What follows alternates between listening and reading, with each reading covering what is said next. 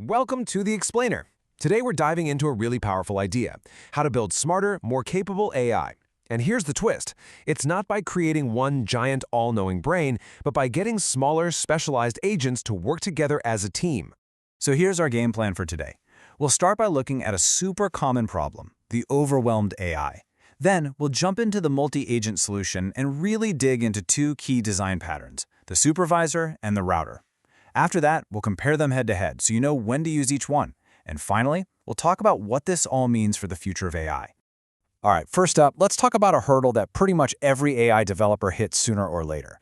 It's this problem of the single monolithic agent trying to do way too much.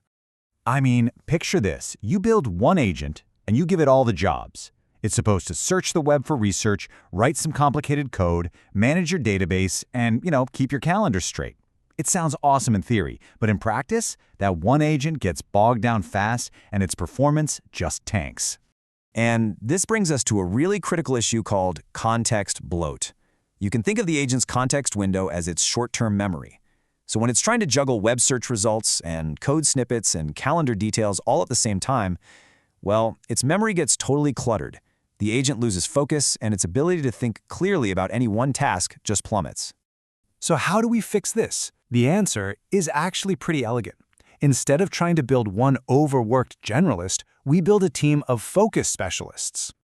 And that, right there, is the core idea behind multi-agent architectures. We basically partition the work, we give different tools and responsibilities to different AI workers. So you've got one agent that just handles email, another one that's a coding expert, and a third that's a whiz with database queries. Each one has its own specific job, which keeps its context clean and totally focused.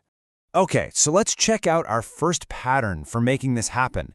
We call it the supervisor pattern, and it's a really intuitive, top-down kind of approach. Think of the supervisor as an AI project manager. It gets the big picture, it understands the main goal, but it doesn't do the heavy lifting itself. Nope. Instead, it delegates those complex, messy tasks out to its team of specialized sub-agents. This is how it keeps its own working memory nice and clean, so it can just focus on orchestration. Now, the flow of information here is what's really clever. Let's say the supervisor gets a task like schedule a meeting and send an invite. It just delegates the scheduling part to the calendar subagent. That subagent does all the messy back and forth, checking calendars, creating the event, and then it just reports back one single confirmation. The supervisor never sees all those intermediate steps, which is exactly how it avoids that context bloat we talked about. This pattern is absolutely perfect when you have these clear, distinct jobs to do. Think of a personal assistant AI that has to coordinate a calendar agent, an email agent, and a research agent. The supervisor is that single point of contact, managing all these complex tasks behind the scenes. All right, now for our second approach, the router. If the supervisor is a manager, the router is more like a super efficient dispatcher. It works quite differently. So the router's whole job is to look at an incoming question, figure out which knowledge sources are relevant, and then, this is the key part, fire off targeted questions to all of those sources at the same time. It's all about getting answers from different departments simultaneously. And this just brilliantly shows the power of parallelism. A user might ask, how do I authenticate API requests, and where's the latest discussion about it? The router instantly sends one question to the Notion agent to find the docs, and another to the GitHub agent to find code examples. It gets both answers back at once, and then pulls them together for the user. It is incredibly fast. So this is your go-to pattern when you're building a powerful multi-source knowledge base.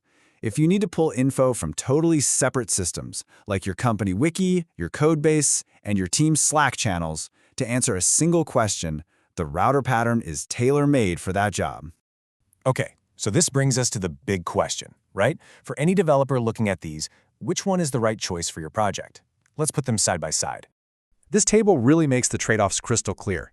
The supervisor is all about hierarchical delegation for those complex, multi-step tasks. The router, it's all about a parallel fan-out for super fast, multi-source data retrieval.